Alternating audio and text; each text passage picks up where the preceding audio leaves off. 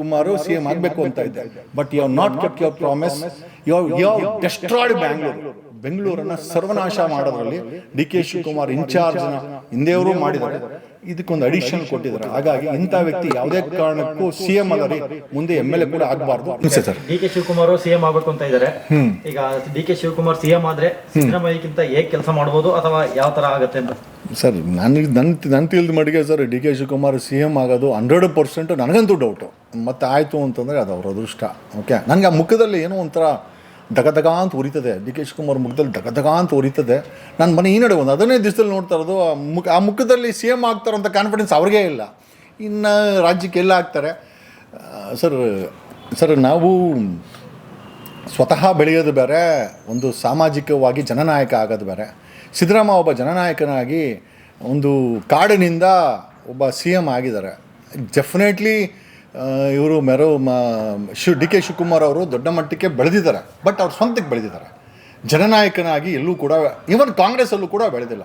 ಈಗ DK ಶಿವಕುಮಾರ್ ಎದ್ದು ನಿಂತ್ಕೊಂಡು ಮತ್ತು ಸಿದ್ದರಾಮಯ್ಯ ಎದ್ದು ನಿಂತ್ಕೊಂಡು DK ಶಿವಕುಮಾರ್ ಪರವಾಗಿ 136-137 ಇದೆ. DK ಶಿವಕುಮಾರ್ ಬಗ್ಗೆ ಎಷ್ಟು ಜನ MLA ಇದ್ದಾರಪ್ಪ, ನಮ್ಮ ಸಿದ್ದರಾಮಯ್ಯನ ಬಗ್ಗೆ ಎಷ್ಟು ಜನ ಇದ್ದಾರೆ ಅಂತ ಅವ್ರು ಕಾಂಗ್ರೆಸ್ ಪಕ್ಷ KPCC ಆಫೀಸಲ್ಲಿ ಎದ್ದು ನಿಲ್ಲಿಸಿದ್ರೆ ನನ್ನ ತಿಳ್ದಂಗೆ 10 ಜನ ಕೂಡ DK ಶಿವಕುಮಾರ್ ಪರವಾಗಿ ಎದ್ದು ನಿಂತ್ಕೊಳ್ಳಲ್ಲ. 10 ಜನನೇ ಇಲ್ಲದಂಥ ವ್ಯಕ್ತಿ CM ಹೇಗಾಗ್ತಾರೆ ಅನ್ನೋದೇ ನಮಗೊಂದು ದೊಡ್ಡ ಕಾಡ್ತಿರೋಂಥ ಪ್ರಶ್ನೆ. ಜೊತೆಯಲ್ಲಿ ಸರ್ ಕಳೆದ 3 ವರ್ಷದಿಂದ ಬೆಂಗಳೂರು ಇನ್ಚಾರ್ಜು ಸರ್ ಏನು ಅಭಿವೃದ್ಧಿ ಮಾಡಿದ್ದಾರೆ? BDAದು CDP 2015ಕ್ಕೆ ನಿಂತಿದೆ. BDAದು CDP ಏನೋ ರಿವೈಸೇ ಮಾಡಿಲ್ಲ. ಮಾಸ್ಟರ್ ಪ್ಲ್ಯಾನನ್ನು ಇದುವರೆಗೂ ರಿವೈಸೇ ಮಾಡಿಲ್ಲ. ಬೆಂಗಳೂರಲ್ಲಿ 7,000 ಟನ್ ಕಸ ಬೀಳ್ತದೆ. ಇವ್ರುಗಳು ಬಂದಾಗ ಹೇಳಿದ್ದು BJPಯವರು ಸ್ಕ್ಯಾಮ್ ಮಾಡ್ತಾ ಇದ್ದಾರೆ, ನಾವುಗಳು ಬದಲಾವಣೆ ಮಾಡ್ತೀವಿ, ಒಂದು ದೊಡ್ಡ ಮಟ್ಟಕ್ಕೆ ಬದಲಾವಣೆ ಮಾಡ್ತೀವಿ ಸಿವಿಕ್ ಕಮ್ಯುನಿಟೀಸ್ ಅಂತಂದರು. 7,000 ಟನ್ನು BJP ಇರಬೇಕಾದ್ರು ತೊಗೊಂಡೋಗಿ ಬಿಸಾಕೋರು. ಇವಾಗೂ ಕೂಡ ಕಸವನ್ನು ತೊಗೊಂಡು ಬಿಸಾಕ್ತಾರೆ, ರೀಸೈಕಲ್ ಮಾಡಲ್ಲ. ಒಂದು ಸಣ್ಣ ಸ್ವೀಡನ್ ದೇಶ ಕಳೆದ 20 ವರ್ಷದಿಂದ ತನ್ನ ಕಸದಿಂದ ಬಸ್ಸುಗಳನ್ನ ಓಡಿಸ್ತಾರೆ. ಆ ಸ್ವೀಡನ್ ದೇಶ ಲೈಟ್ ಉತ್ಪತ್ತಿ ಮಾಡ್ಕೊಳ್ತಾರೆ, ಜನರಿಗೆ ಗಿಫ್ಟ್ಗಳನ್ನ ಕೊಡ್ತಾರೆ ಕಸ ಕೊಟ್ಟರೆ. ಇಲ್ಲಿ ಕಸ ಎಲ್ಲಂದರೆ ಅಲ್ಲಿ ಬಿದ್ದಿರ್ತದೆ. ಅದೊಂದಾಯಿತು. ಬೆಂಗಳೂರಲ್ಲಿ ಇನ್ಫ್ರಾಸ್ಟ್ರಕ್ಚರ್ ಆಡಿಟ್ ಆಗಿಲ್ಲ ಸರ್. ಇನ್ಫ್ರಾಸ್ಟ್ರಕ್ಚರ್ ಏನು ಅಂತಂದರೆ ಎಷ್ಟು ಜನ ಇರಬೇಕಿಲ್ಲಿ, ಎಷ್ಟು ಜನಕ್ಕೆ ಬ್ರಿಡ್ಜ್ಗಳಿದೆ, ಎಷ್ಟು ಜನಕ್ಕೆ ಬೇಕಾದಂಥ ಬ್ರಿಡ್ಜು, ನೀರು ಸೌಕರ್ಯ, ಕರೆಂಟು, ಸ್ಯಾನಿಟ್ರಿ, ಬೇಕಾದಂಥ ಗಾಳಿ, ಕೆರೆಗಳು, ನೀರಿನ ಅಂಶ. ನೋಡಿ, ಬೆಂಗಳೂರಲ್ಲಿ 1450 ಕೆರೆಗಳಿತ್ತು ಕಳೆದ 30 ವರ್ಷದಲ್ಲಿ. ಬ್ರದರ್ ಆಡಳಿತ ಆಗಿರ್ಬೋದು, ಬಂಡೆ ಆಡಳಿತ ಆಗಿರ್ಬೋದು, ಇನ್ನೊಬ್ಬನ ಆಡಳಿತ ಆಗಿರ್ಬೋದು, ಅಥವಾ ಪೋಸ್ಕೋನ ಆಡಳಿತ ಆಗಿರ್ಬೋದು, 3 ಜನರ ಆಡಳಿತದಲ್ಲಿ ನಮಗೆ ಸಿಕ್ಕಿದ್ದೇನು ಅಂತಂದರೆ ಬೆಂಗಳೂರಿನ 1250 ಕೆರೆಗಳು ಮಾಯ ಆಗಿಲ್ಲ, ಕದ್ದು ಮಾರ್ಕೊಂಡಿದ್ದಾರೆ ಅವರು. ಇವ್ರುಗಳು ಟನಲ್ಲು ಮತ್ತು ಸೆಕೆಂಡ್ ಏರ್ಪೋರ್ಟು, PRR ಏನೇನೋ ಹೇಳ್ತಾರೆ. ನಮಗೆ ಬೇಕಾಗಿರೋದು ನಮ್ಮ ಬೆಂಗಳೂರಿನ ಜೀವನಾಂಶವೇ ಕೆರೆಗಳು. 1450 ಕೆರೆಗಳು ಇವತ್ತು ಇದ್ದಿದ್ದರೆ ಈ ಉಳಿದಿರೋದು ಎಷ್ಟೇ ಅಂತಂದರೆ ಬರೀ ಕೇವಲ 208 ಕೆರೆಗಳು ಉಳಿದಿದೆ. ಆ 208 ಕೆರೆಗಳಲ್ಲೂ ಕೂಡ ಈ ದರಿದ್ರ BWSSB ಅವರು ಟಾಯ್ಲೆಟನ್ನು ತೊಗೊಂಡೋಗಿ ಬಿಟ್ಟಿದ್ದಾರೆ. ಟಾಯ್ಲೆಟು ಆ ಪೀಣ್ಯದಲ್ಲಿ ಇಂಡಸ್ಟ್ರಿಯಲ್ಲಿ ಇರುವಂಥ ಟಾಕ್ಸಿಕ್ಕನ್ನು ತೊಗೊಂಡೋಗಿ ಅದರಲ್ಲಿ ಬಿಟ್ಟಿದ್ದಾರೆ. ಸೊ ಬೆಂಗಳೂರಲ್ಲಿ ಮಳೆ ಬಂತು ಅಂತಂದರೆ ಆ ಟಾಕ್ಸಿಕ್ ಇರುವಂಥ ಕೆರೆಗಳಿಗೆ ಮಳೆ ಬಿತ್ತು ಅಂತಂದರೆ ಆ ಟಾಕ್ಸಿಕ್ಕೇ ಭೂಮಿಗೆ ಹೋಗುತ್ತೆ. ಆ ಟಾಕ್ಸಿಕ್ಕೇ ನಾವು ಕುಡಿಯೋದ್ರಿಂದ ಬೆಂಗಳೂರಿನಲ್ಲಿ ಅತಿ ಹೆಚ್ಚು ಕ್ಯಾನ್ಸರ್ ಪೇಷಂಟ್ಗಳು ಉತ್ಪತ್ತಿ ಆಗ್ತಾಯಿದ್ದಾರೆ.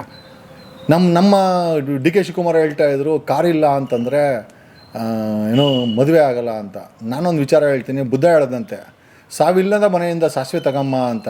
ಈಗ ನಾನೇ ಹೇಳಬೇಕಾಗತ್ತೆ, ಬೆಂಗಳೂರಲ್ಲಿ ಕ್ಯಾನ್ಸರ್ ಇಲ್ಲದ ಮನೆಯಿಂದ ಏನಾದರೂ ವ್ಯಕ್ತಿ ಕರ್ಕೊಂಬರೋಕ್ಕಾಗತ್ತಾ? ಆ ಮಟ್ಟಕ್ಕೆ ಇದು ಎಕ್ಕುಟ್ಟು ಹೋಗಿದೆ ಸರ್.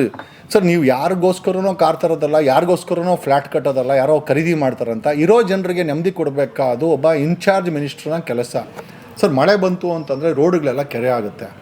1 ಅವರ್ಗೆ ಕೇವಲ 4-5 ಕಿಲೋಮೀಟ್ರ್ ಮಾತ್ರ ಬೆಂಗಳೂರು ಸಿಟಿನಲ್ಲಿ ಟ್ರಾವೆಲ್ ಮಾಡ್ಬೋದು. ಅಷ್ಟು ಕಂಜೆಷನ್ ಟ್ರಾಫಿಕ್ ಇದೆ. ನಮ್ಗೆ ಇದಕ್ಕೆ ಸೊಲ್ಯೂಷನ್ ಇಲ್ಲ. ಬೆಂಗಳೂರಿಗೆ ಒಬ್ಬ ಜಾಯಿಂಟ್ ಕಮಿಷನರ್ ಇದ್ದಾನೆ, ಟ್ರಾಫಿಕ್ ಜಾಯಿಂಟ್ ಕಮಿಷನರು.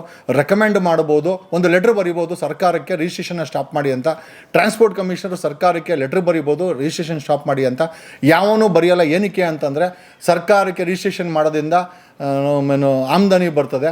ಆದರೆ ಪ್ರತಿದಿನ 3,000 ಗಾಡಿಗಳು ಬೆಂಗಳೂರಲ್ಲಿ ಆ್ಯಡ್ ಆಗ್ತಾ ಇದೆ ಸರ್. ರೋಡ್ ಯಾವುದು ದೊಡ್ಡದಾಗ್ತಾ ಇಲ್ಲ, ರೋಡ್ ಅಷ್ಟೇ ಇದೆ. ರೋಡ್ಗಳಲ್ಲೂ ಕೂಡ ಶಿಂಕ್ ಆಗ್ತಾಯಿದೆ. ಫುಟ್ಪಾತ್ಗಳನ್ನು ನಿರ್ಮಾಣ ಮಾಡಿ ಇವತ್ತು ಬೆಂಗಳೂರಲ್ಲಿ 3 ಕಿಲೋಮೀಟ್ರ್ 4 ಕಿಲೋಮೀಟ್ರ್ ಹೋಗೋದು ಬದಲು ನಡ್ಕೊಂಡು ಹೋಗೋದಕ್ಕೆ ವಾಸಿ. ಆ ಮಟ್ಟಕ್ಕೆ ಬೆಂಗಳೂರು ಆಗಿದೆ. ಬೆಂಗಳೂರು ಅಭಿವೃದ್ಧಿಗಿಂತ ಬರೀ ಸ್ಕ್ಯಾಮ್ಸೇ ಜಾಸ್ತಿ ಆಗಿದೆ ಸರ್. 10,000 ಐ ಥಿಂಕ್ ರೋಡ್ಗಳಲ್ಲಿ ಹಳ್ಳ ಇದೆ ಅಂತೆ. ಸರ್, ರೋಡ್ಗಿಂತ ಜಾಸ್ತಿ ನಮಗೆ ಹಳ್ಳಗಳೇ ಕಾಣಿಸುತ್ತೆ. ಇದು ಕಾಂಗ್ರೆಸ್ ಅವರು ಮತ್ತು ಡಿ ಕೆ ಶಿವಕುಮಾರ್ ಕೇಳಿದ್ರೆ ಡಿ ಕೆ ಶಿವಕುಮಾರ್ ಹೇಳ್ತಾರೆ ಓಟ್ ಚೋರಿ ಅಂತ. ಅಲ್ರಿ ಡಿ ಕೆ ಶಿವಕುಮಾರ್ ಅವರೇ, ಬೆಂಗಳೂರಲ್ಲಿರೋ ರೋಡ್ಗಳು ನೋಡಿ, ಅಲ್ಲಿ ಟಾರ್ ಚೋರಿ ಆಗಿಲ್ವಾ? ಇದಕ್ಕೆ ಯಾರು ಉತ್ತರ ಕೊಡ್ತಾರೆ ಒಬ್ಬ ಇನ್ಚಾರ್ಜ್ ಮಿನಿಸ್ಟ್ರಾಗಿ? ಸರ್, ನಂದೊಂದು ಪ್ರೇಯರ್ ಏನು ಅಂತಂದರೆ, ನನಗೆ ಅನ್ಸೋದೇನು ಅಂತಂದರೆ, ಯಾವತ್ತೂ ಡಿ ಕೆ ಶಿವಕುಮಾರು CM ಆಗಲ್ಲ. ಒಂದು. ಎರಡನೇದು, 2028ಕ್ಕೆ MLA ಕೂಡ ಗೆಲ್ಲೋದು ತುಂಬ ಕಷ್ಟ ಇದೆ. ಆ ಮಟ್ಟಕ್ಕೆ ಅವರ ವರ್ಚಸ್ಸು ಬಿದ್ದೋಗಿದೆ. ಆಮೇಲೆ ನನಗೇನು ಅವ್ರ ಮೇಲೆ ದ್ವೇಷ ಇಲ್ಲ. ಒಬ್ಬ ರಾಜಕಾರಣಿ ಆದರೆ ಸಮಾಜದ ಲೆವೆಲಲ್ಲಿ ಕೆಲಸ ಮಾಡಬೇಕಾಗತ್ತೆ. ಸಿದ್ದರಾಮಯ್ಯ ಕೆಲಸ ಮಾಡ್ತಾನೋ ಬಿಡ್ತಾನೋ, ಬಟ್ ಆ ಸಮುದಾಯಗಳನ್ನು, ಸಮಾಜವನ್ನು ಜೊತೆಲಿ ಇಟ್ಕೊಳ್ಳೋಕ್ಕೆ ಒಂದು ಪ್ರಾಮಾಣಿಕ ಪ್ರಯತ್ನ ಬೀಳ್ತಾನೆ. ಹಂಗಾಗಿನೇ ಈಗ ನೋಡಿ, ನನಗೆ ಚಾಯ್ಸ್ ಕೊಟ್ಟರೆ ಸಿದ್ದರಾಮಯ್ಯ ಮತ್ತು ಡಿ ಕೆ ಶಿವಕುಮಾರ್ ಅಂತಂದರೆ, ನಾನು ಕಾಂಗ್ರೆಸ್ ಅಲ್ಲ, ಬಟ್ ಆದರೂ ನನಗೆ ಇರೋದರಲ್ಲಿ ಸಿದ್ದರಾಮಯ್ಯ ಬೆಟ್ರು ಅಂತ ಹೇಳ್ತೀವಿ. ಸಾಮಾಜಿಕವಾದಂಥ ಕಳಕಳಿಯನ್ನು ಯಾರು ಡಿ ಕೆ ಶಿವಕುಮಾರು ಬೆಳೆಸ್ಕೊಳ್ಬೇಕು ಸರ್. ಬೆಂಗಳೂರಲ್ಲಿ ಕೇವಲ 2% ಹಸಿರಿದೆ. ಈ ಟೈಮಲ್ಲಿ ಆ ಬಿಡದಿ ಹತ್ರ 8,000 ಎಕರೆ ಲೇಔಟ್ ಮಾಡೋಕ್ಕೆ ಹೋಗ್ತಂತೆ. ಯಾರಿಗೆ ಮನೆ ಕೊಟ್ಕೊಡ್ತೀಯ ಗುರು? ಯಾರಿಗೆ ಸೈಟ್ ಕೊಡ್ತೀಯ ನೀನು? ಬೆಂಗಳೂರು ಕ್ಯಾನ್ಸರ್ ತುಂಬೋಗಿದೆ. ಬೆಂಗಳೂರಲ್ಲಿರೋ ಜನ ಇನ್ನೊಂದು 5 ವರ್ಷ ಹೋದರೆ ಮನೆಗೂ ಕ್ಯಾನ್ಸರ್ ಬಂದು ಸಿಕ್ಕಾಕಂತದೆ. ಆ ಮಟ್ಟಕ್ಕೆ ಆಮೇಲೆ ಆ ಕಿದ್ವಾ ಇದೆ. ಆ ಕಿದ್ವಾಯಿಲ್ಲ ಒಬ್ಬ ನವೀನ್ ಅನ್ನೋ ಡೈರೆಕ್ಟ್ರು. ಸರ್, ಅಲ್ಲಿ ನೀವು ಒಳಗಡೆ ಹೋದರೆ ವೀಲ್ ಚೇರ್ ಕಾಸು, ಬೆಡ್ಗೆ ಕಾಸು, ಬ್ರೆಡ್ಗೆ ಕಾಸು, ಡಯಾಗ್ನೈಸಿಂಗ್ ಕಾಸು, ಲಂಚ. ಈ ಮಟ್ಟಿಗೆ ಕಿದ್ವಾ ಇದೆ. ಕಿದ್ವಾಯಿ ಒಂದು ಕೊನೆಯ ಜರ್ನಿ. ಒಬ್ಬ ಕಿದ್ವಾಯಿ ಒಂದು ಕ್ಯಾನ್ಸರ್ ಪೇಷಂಟ್ಗಳಿಗೆ ಆಶಾಕಿರಣವಾಗಬೇಕಾದಂಥ ಕಿದ್ವಾಯಿ ಎಲ್ಲೋ ಒಂದು ಕಡೆ ಇದು ಒಬ್ಬ ಕ್ಯಾನ್ಸರ್ ಪೇಷಂಟ್ಗೆ ಒಂದು ಕೊನೆಯ ಜರ್ನಿಯಾಗಿ ಮಾರ್ಪಾಡಾಗ್ತಾಯಿದೆ. ಬೆಂಗಳೂರಿನ ಇನ್ಚಾರ್ಜ್ ಆಗಿರುವಂಥ ಡಿ ಕೆ ಶಿವಕುಮಾರ್ ಅರ್ಥ ಮಾಡ್ಕೊಬೇಕು. ಕುಡಿಯೋಕ್ಕೆ ಜನರಿಗೆ ನೀರು ಸಿಗಲ್ಲ. ಅದೇ ನಮ್ಮ ಡಿ ಕೆ ಶಿವಕುಮಾರ್ಗೆ ಬಿಸ್ನೆಸ್ ಮ್ಯಾನ್ಗಳು ತುಂಬ ಇಷ್ಟ. ಅದೇ ಬಿಸ್ನೆಸ್ ಮ್ಯಾನ್ಗಳಿಗೆ, IT ಕಂಪನಿಗಳಿಗೆ ಒಂದು ದಿವಸನೂ ಕೂಡ ನೀರು ನಿಂತಿಲ್ಲ. ಅದೇ ಒಬ್ಬ ಬಡವನಿಗೆ ಕುಡಿಯೋಕ್ಕೆ ನೀರು ಸಿಗಲ್ಲ. ಇದು ಬೇಸಿಗೆ ಬಂತು ಅಂದರೆ, ಮಳೆಗಾಲ ಬಂತು ಅಂತಂದರೆ ಸರ್, ಕೆರೆಗಳನ್ನೆಲ್ಲ ಮುಚ್ಚಾಕವ್ರೆ, ರೋಡ್ಗಳೇ ಕೆರೆ ಆಗುತ್ತೆ. 2,800 ಪ್ರಾಪರ್ಟಿ ಸ್ಟಾಮ್ ವಾಟರ್ ಮೇಲೆ ಕೂತ್ಕೊಂಡಿದೆ. 3 ವರ್ಷದಲ್ಲಿ ಡಿ ಕೆ ಶಿವಕುಮಾರ್ ಇನ್ಚಾರ್ಜ್ ಆಗಿ ಯಾವುದೇ ಸಮಸ್ಯೆಯನ್ನು ಬಗೆಹರಿಸಿಲ್ಲ. ಆಮೇಲೆ ಅವ್ರು ಒಪ್ಕೊಂಡಿದ್ದಾರೆ. ಕಸದ ಸಮಸ್ಯೆ ಇದೆ, ಅದ್ರ ಸಮಸ್ಯೆ ಇದೆ. ಕಸದ ಸಮಸ್ಯೆ ಇಲ್ಲ ಗುರು, ಕಸದ್ದು ಸ್ಕ್ಯಾಮ್ ಆಗ್ತಾಯಿದೆ. ಈಗ ಸಮಸ್ಯೆ ಬಿಟ್ಟು ಈ ಕಸದಲ್ಲಿ ಏನಾದರೂ ಸ್ಕ್ಯಾಮ್ ಮಾಡ್ಬೋದಾ? ಆ ಮಟ್ಟಕ್ಕೆ ಸರ್ಕಾರ ಬಂದು ನಿಂತ್ಕೊಂಡಿದೆ. And the person like this, ಇಷ್ಟು ಬೇಜವಾಬ್ದಾರಿ ವ್ಯಕ್ತಿ, ಇಷ್ಟು ಸಮಸ್ಯೆಗಳನ್ನು ಬೆಂಗಳೂರಲ್ಲಿ ಹಾಗೆ ಇಟ್ಟಿರುವಂಥ ಡಿ ಕೆ ಶಿವಕುಮಾರ್ ಏನಾದರೂ CM ಆದರೆ ಖಂಡಿತವಾಗಿ ಕರ್ನಾಟಕ ನಾಶ ಆಗಿಬಿಡುತ್ತೆ. ನಾನಂತೂ ದೇವರಲ್ಲಿ ಪ್ರಯತ್ನ ಮಾಡ್ತೀನಿ, ಡಿ ಕೆ ಶಿವಕುಮಾರ್ ಯಾವತ್ತೂ ಆಗಲ್ಲ ಅಂತ ನನಗನ್ಸುತ್ತೆ. ಆದರೆ ಅವರ ಅದೃಷ್ಟ ಸರ್. ಆ್ಯಕ್ಚುಲಿ ಬೆಂಗಳೂರಲ್ಲಿ ಇನ್ನೊಂದು ಸಮಸ್ಯೆ ಏನಪ್ಪ ಅಂತಂದರೆ, ಈ ರೆವಿನ್ಯೂ ಸೈಟ್ಗಳಲ್ಲಿ ಮನೆ ಕಟ್ಕೊಳ್ಳೋರಿಗೆಲ್ಲ ತುಂಬ ತೊಂದರೆ. ಎಷ್ಟು ಜನ ಪಾಪ ಮಿಡಲ್ ಕ್ಲಾಸ್ ಫ್ಯಾಮಿಲಿಯವ್ರು ಮನೆ ಕಟ್ಟಕ್ಕೆ ಪರ್ಮಿಷನ್ ಇಲ್ಲ, ಅವ್ರಿಗೆ ಮಾತ್ರ ಇಷ್ಟಿಷ್ಟು ಎಕರೆಗಟ್ಟಲೆ ಜಾಗ ಬಿಡಬೇಕು ಅಂತಾರೆ. ಸೊ ಈ ಥರದ್ದೆಲ್ಲ ನಡೀತಾ ಇದೆ. ಇದ್ರ ಬಗ್ಗೆ ಏನು ಹೇಳ್ತಾರೆ? ಇಲ್ಲ, ಇದ್ರ ಬಗ್ಗೆ ಎಲ್ಲ ನೋಡಿ, BBMP IAS ಕಮಿಷನರ್ಗಳಿದ್ದಾರೆ, ಟೌನ್ ಪ್ಲ್ಯಾನರ್ಸ್ ಇದ್ದಾರೆ, ಇನ್ಚಾರ್ಜ್ ಮಿನಿಸ್ಟ್ರ್ ಇದ್ದಾರೆ. ಕೂತ್ಕೊಂಡು ಅದ್ರ ಬಗ್ಗೆ we have to work out a plan of action. ಯಾರಿಗೆ ಒದೆ ಬೀಳ್ತಾ ಇದೆ, ಸಣ್ಣ ಪುಟ್ಟ ಅವ್ರಿಗೆ, ಆಮೇಲೆ ಮಿಡಲ್ ಕ್ಲಾಸ್ ಫ್ಯಾಮಿಲೀಸು. ಆಮೇಲೆ ನಮಗೇನು ಅಂತಂದರೆ, ಇನ್ನೊಂದು ನೀವು ಹೇಳಿದ್ದಕ್ಕೆ ನಾನು ಈ ವಿಚಾರ ಹೇಳ್ತಾ ಇದ್ದೀನಿ. ಸುಮಾರು 1250 ಕೆರೆಗಳು ಮಾಯ ಆಗಿದೆ. ಒಂದು ಕೆರೆ 50 ಎಕರೆ ಅಂದ್ಕೊಂಡ್ರು ಕೂಡ 70,000 ಕೆರೆ ಜಾಗನ ನುಂಗಾಕಿದ್ದಾರೆ. ಆಮೇಲೆ ನುಂಗಾಕಿರೋರು ಬೇರೆ ಯಾರೂ ಅಲ್ಲ, ಇದೇ 3 ಪಕ್ಷದ ರಾಜಕಾರಣಿಗಳು, ಭ್ರಷ್ಟ ಅಧಿಕಾರಿಗಳು ಕೂತ್ಕೊಂಡು ಅದನ್ನು ನುಂಗಾಕಿದ್ದಾರೆ, ಅನಧಿಕೃತವಾಗಿ ಮಾರಾಟ ಮಾಡಿದ್ದಾರೆ. ಇಲ್ಲಿ ಪಾಪ ಸಾಮಾನ್ಯ ಜನರ ಸಮಸ್ಯೆ ಏನು ಅಂತಂದರೆ, ಈ 70,000 ಎಕರೆನಲ್ಲಿ ಇಂಟು 20 ಅಂದ್ಕೊಂಡ್ರು ಕೂಡ 14,000 ಪ್ರಾಪರ್ಟಿಗಳು ಕೆರೆ ಜಾಗದಲ್ಲಿ ನಿರ್ಮಾಣ ಆಗಿದೆ ಬೆಂಗಳೂರಲ್ಲಿ. ಈಗ ಇವರು ಈ B ಖಾತೆಯಿಂದ A ಖಾತೆ ಮಾಡೋಕೆ ಕೊಟ್ಟಿದ್ದಾರಲ್ಲ, ಇವರೇ ಅನಧಿಕೃತವಾಗಿ ಮಾರಾಟ ಮಾಡಿರುವ ಸರ್ಕಾರಿ ಮತ್ತು ಕೆರೆಗಳ ಜಾಗಗಳನ್ನು B ಖಾತೆ ಆಗಿದ್ದಲ್ಲ, ಅದನ್ನು ಪೆನಾಲ್ಟಿ ಅಂದರೆ ಸರ್ಕಾರಿ ಜಾಗನ ಇವರು ಇಲ್ಲಿಗಲಾಗಿ ಮಾರಾಟ ಮಾಡಿ ಕಾಸು ಮಾಡಿಕೊಂಡು 1,000 ಕೋಟಿ 1,400 ಕೋಟಿ ಡಿಕ್ಲೇರ್ ಮಾಡಿರೋ ದುಡ್ಡುಗಳನ್ನು, ಆ ದುಡ್ಡುಗಳಿಗೆ ನ್ಯಾಯ ಕೊಡೋಕ್ಕೋಸ್ಕರ ಸರ್ಕಾರಿ ಜಾಗದಲ್ಲಿ ಕಟ್ಟಿರುವಂಥ, ಕೆರೆಗಳ ಜಾಗದಲ್ಲಿ ಕಟ್ಟಿರುವಂಥ B ಖಾತೆಯವ್ರಿಗೆ A ಖಾತೆ ಮಾಡೋಕೆ ಕೊಟ್ಟಿದ್ದಾರೆ. ಪಾಪ ಅಮಾಯಕ ಜನರಿಗೆ ಗೊತ್ತಿಲ್ಲ ಇದು. ಸೊ ನಾವು ಏನಕ್ಕೆ ಹೇಳ್ತಾ ಇದ್ದೀವಿ ಅಂತಂದರೆ, people are looted at every level.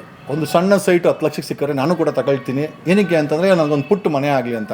But ಅದು ಕೆರೆ ಜಾಗ ಅಂತ ತಗೊಂಡಿರೋನು ಗೊತ್ತಿಲ್ಲ. ಟೋಪಿ ಹಾಕಿರೋನು ಅದೇ ಆ ಲೋಕಲ್ MLA, ರಾಜಕಾರಣಿಯ ಪುಡಾರಿ ಅಕ್ಕಪಕ್ಕ ಇರ್ತಾರಲ್ಲ, ಈ 420ಗಳೇ ಅದನ್ನೆಲ್ಲ ಮಾಡಿರೋದು. ಈ 420 ಮಾರಾಟವನ್ನು 30 ವರ್ಷಗಳ ನಂತರ, ಅಂದರೆ ಎಲ್ಲ 1250 ಕೆರೆಗಳನ್ನು ಚೆನ್ನಾಗಿ ಮುಚ್ಚಿ ಮಾರಿ ತಿಂದಿದ್ದಾಯಿತು. ಈಗ ಕಟ್ಕೊಂಡ್ರವ್ರಿಗೆ A ಖಾತೆ ಕೊಡಬೇಕಲ್ಲ. A ಖಾತೆ ಹೆಂಗೆ ಕೊಡ್ತಾರೆ ಅಂತಂದರೆ, ಪೆನಾಲ್ಟಿ 5% ಕಟ್ಕೊಂಡು ಆ ಸ್ಕೀಮನ್ನು, ಅನಧಿಕೃತ ಸೋಲ್ಡ್ ಔಟ್ ಕೆರೆಗಳ ಜಾಗಗಳನ್ನು, ಸರ್ಕಾರಿ ಜಾಗಗಳನ್ನು ಈಗ B ಖಾತೆಯಿಂದ A ಖಾತೆ ಮಾಡೋದು, ಇದು ಡಿ ಕೆ ಶಿವಕುಮಾರನ ಪ್ಲ್ಯಾನೇ ಇರಬೇಕು. ಯಾಕಂದರೆ ಒಳ್ಳೆ ತಲೆ ಅಂತೂ ಓಡಲ್ಲ ಅಪ್ಪನಿಗೆ, ಎಲ್ಲ ಇಂಥವೇ ಓಡೋದು. ಇನ್ಫ್ಯಾಕ್ಟ್ ನಾವು ಇದಕ್ಕೂ ಕೂಡ ಲೋಕಾಯುಕ್ತದಲ್ಲಿ ಕಂಪ್ಲೇಂಟ್ ಹಾಕಿದ್ದೀವಿ. ಯಾವುದೇ ಕಾರಣಕ್ಕೂ ಕೆರೆ ಜಾಗಗಳಲ್ಲಿ ಮಾರಾಟ ಮಾಡಿರುವ ಪ್ರಾಪರ್ಟಿಗಳಿಗೆ ಖಾತೆನ ಪೆನಾಲ್ಟಿ ಕಟ್ಸ್ಕೊಂಡು ಕೊಡಬಾರದು. ಏನಕ್ಕೆ ಅಂತ ಸುಪ್ರೀಂ ಕೋರ್ಟ್ ಹೇಳುತ್ತೆ. ಕೆರೆ ಅನ್ನೋದು ವಾಟರ್ ಬಾಡಿ ಅನ್ನೋದು ಸ್ಟೇಟ್ ಗೌರ್ಮೆಂಟಿನ ಅವಿಭಾಜ್ಯ. It is they are a custodian ಯಾವುದೇ ಕಾರಣಕ್ಕೂ ಮಾರಬಾರ್ದು. 2800 ಪ್ರಾಪರ್ಟಿ ಸ್ಟಾಮ್ ವಾಟರ್ ಡ್ರೈನ್ ಮೇಲೆ ಕೂತ್ಕೊಂಡಿದೆ, ಇವರು ಡೆಮಾಲಿಷಿಂಗ್ ಮಾಡಲ್ಲ, ಅದಕ್ಕೋಸ್ಕರನೇ ಬ್ಲಾಕ್ ಆಗುತ್ತೆ. 1250 ಕೆರೆಗಳನ್ನು ಮಾರಾಟ ಮಾಡ್ಕೊಂಡಿದ್ದಾರೆ, ತಿಂದಾಕಿದ್ದಾರೆ, ನುಂಗಿದ್ದಾರೆ, ಸಾವಿರಾರು ಕೋಟಿ ಆಸ್ತಿಗಳು ಮಾಡ್ಕೊಂಡಿದ್ದಾರೆ. ಅದು ಕೂಡ ವಾಟರ್ ಬಾಡಿ ಇಲ್ಲ ಅಂತಂದರೆ ಸರ್, ನಾಗರಿಕತೆ ಹುಟ್ಟಿರೋದೇ ನೀರಿಂದ, ನೀರೇ ಇಲ್ಲ ಅಂತಂದರೆ ಇವತ್ತು ಬೆಂಗಳೂರಲ್ಲಿ ಉಳಿದಿರುವಂಥ 208 ಕೆರೆಗಳಲ್ಲಿ ಕೇವಲ 4 ಕೆರೆಗಳಲ್ಲಿ ಮಾತ್ರ ನೀರಿದೆ. ಮಿಕ್ಕಿದು 204 ಕೆರೆಗಳಲ್ಲಿ ವಿಷ ಇದೆ. ವಿಷ ಎಲ್ಲಿಂದ ಬರುತ್ತೆ ಅಂತಂದರೆ ನಮ್ಮ ಲಗ್ಗೆರಿ ಪಿಣ್ಯ ಇಂಡಸ್ಟ್ರಿಯಲ್ ಏರಿಯಾ 15,000 ಫ್ಯಾಕ್ಟ್ರಿಗಳಿದೆ, STP ಹಾಕಿಲ್ಲ. ಡೈರೆಕ್ಟಾಗಿ ಅವ್ರು ಬಿಡೋವಂಥ ಲೆಡ್ಡು, ಮ್ಯಾಂಗನೀಸು, ವಿಷದ ಕೆಮಿಕಲ್ಸು ಡೈರೆಕ್ಟಾಗಿ ಬಂದು ಸ್ಟಾಮ್ ವಾಟ್ರಿಂದ ಬರುತ್ತೆ. ಸ್ಟಾಮ್ ವಾಟ್ರಿಂದ ಕೆರೆಗಳಿಗೆ ಹೋಗುತ್ತೆ. ಕೆರೆಗಳಲ್ಲಿ ಮಳೆ ಬಿದ್ದಾಗ ಆ ಟಾಕ್ಸಿಕ್ಕು ಮತ್ತು ಮಳೆ ಎರಡೂ ಸೇರಿ ಭೂಮಿಗೆ ಹೋಗುತ್ತೆ. ವಾಟರ್ ಕಮಿಷನ್ ರಿಪೋರ್ಟ್ ಇದೆ, ಬೆಂಗಳೂರಿನ ಗ್ರೌಂಡ್ ವಾಟ್ರು ವಿಷ ಆಗಿದೆ ಅಂತ. ಯಾವನಿಗೂ ಬೇಕಾಗಿರೋದು ಕಾರು. DK ಶಿವಕುಮಾರ್ ಹೇಳ್ತಾನೆ, ಕಾರ್ ಇಲ್ಲ ಅಂದ್ರೆ ಮದುವೆ ಅಲ್ಲ ಗುರು, ಮದುವೆ ಜೊತೆ ಕ್ಯಾನ್ಸರ್ ಬಂದರೆ ಏನು ಮಾಡ್ತೀಯಾ? So this is what we wanted to ask. 3 ವರ್ಷದಲ್ಲಿ DK ಶಿವಕುಮಾರ್ ಅವರ ಅಭಿವೃದ್ಧಿ ಏನೂ ಇಲ್ಲ. ರಸ್ತೆಗಳು ಗುಂಡಿಯಾಗಿದೆ, ಕಸಗಳು ಬೆಟ್ಟ ಆಗಿದೆ. ಓಕೆ, ಕುಡಿಯೋ ನೀರು ಬಿಲ್ಡರ್ಗಳ ಪಾಲಾಗಿದೆ. ಓಕೆ, ಈಗ ಹೊಸದಾಗಿ ತೂತಿಕ್ಕೋ ಅಂತ ಟನಲ್ ಪ್ರಾಜೆಕ್ಟ್ ಇಟ್ಕೊಂಡು ಜನಗಳನ್ನು ಬೀದಿಗೆ ತರ್ತಾ ಇದೆ. ಸೊ ನನಗೆ I don't think so any improvement. ಇವರ ಆಡಳಿತದಲ್ಲಿ ಏನೂ ಆಗಿರೋದೆಲ್ಲ ಬರೀ ಸ್ಕ್ಯಾಮ್ಸು ಅನಿಸುತ್ತೆ, ತೊಂದರೆಗಳು ಅನಿಸುತ್ತೆ. ಇರೋ ತೊಂದರೆಗಳು ಜಾಸ್ತಿ ಆಗಿದೆ. ಅದು ಬಿಟ್ಟರೆ is not A very good planar. ಅವ್ರ ಮನೆ ಎಷ್ಟು ಚೆನ್ನಾಗಿ ಕಟ್ಕೊಂಡಿದ್ದಾರೆ ನೋಡಿ, ಸದಾಶಿವನಗರದಲ್ಲಿ ಮನೆ ಎಷ್ಟು ಚೆನ್ನಾಗಿ ಕಟ್ಕೊಂಡಿದ್ದಾರೆ. ಅವ್ರ ಹೆಲಿಕಾಪ್ಟರ್ ಎಷ್ಟು ನೀಟಾಗಿ ಮಾಡ್ಕೊಂಡಿದ್ದಾರೆ. ಅವ್ರು ಹಾಕೋ ಶೂ, ಅವ್ರು ಹಾಕೋ ಬಟ್ಟೆ, ಅವ್ರ ಶಾಲು ನೋಡಿ. ಒಂದು ಫಂಕ್ಷನ್ಗೆ ಸಾಯಂಕಾಲ ಯಾವುದನ್ನ ರಿಸೆಪ್ಷನ್ಗೋರೆ ಡಿಫ್ರೆಂಟ್ ಕಲರ್ ಆಫ್ ಪ್ಯಾಟರ್ನ್ ಇರ್ತದೆ. ನಿಮ್ಮ ಡ್ರೆಸ್ ಎಷ್ಟು ಚೆನ್ನಾಗಿ ಮಾಡ್ಕೊಂಡಿದ್ದಾರೆ DK ಶಿವಕುಮಾರ್, ನಿಮ್ಮ ಮನೆ ಎಷ್ಟು ಚೆನ್ನಾಗಿ ಮಾಡ್ಕೊಂಡಿದ್ದಾರೆ, ನಿಮ್ಮ ಮನೆ ಇಂಟೀರಿಯರ್ಸ್ ಎಷ್ಟು ಚೆನ್ನಾಗಿದೆ, ನಿಮ್ಮ ಹೆಲಿಕಾಪ್ಟರ್ ಎಷ್ಟು ಚೆನ್ನಾಗಿದೆ, ಅಷ್ಟೇ ಚೆನ್ನಾಗಿ ನೀವು ಬೆಂಗಳೂರು ಮಾಡ್ಕೊಂಡಿದ್ದಾರೆ. ನಾನೇ ಖುದ್ದು ನಿಂತ್ಕೊಂಡು ಇಲ್ಲ ನಮ್ಮ DK ಶಿವಕುಮಾರು CM ಆಗಬೇಕು ಅಂತ ಇದ್ದೆ. But you have not kept your promise. You have destroyed ಬೆಂಗಳೂರನ್ನು ಸರ್ವನಾಶ ಮಾಡೋದ್ರಲ್ಲಿ DK ಶಿವಕುಮಾರ್ ಇನ್ಚಾರ್ಜ್ನ ಹಿಂದೆಯವರು ಮಾಡಿದ್ದಾರೆ. ಇದಕ್ಕೊಂದು ಅಡಿಷನಲ್ ಕೊಟ್ಟಿದ್ದಾರೆ. ಹಾಗಾಗಿ ಇಂಥ ವ್ಯಕ್ತಿ ಯಾವುದೇ ಕಾರಣಕ್ಕೂ CM ಅಲ್ಲ ರೀ, ಮುಂದೆ MLA ಕೂಡ ಆಗಬಾರ್ದು. ಇದು ನನ್ನ ಒಂದು ಪ್ರಾರ್ಥನೆ.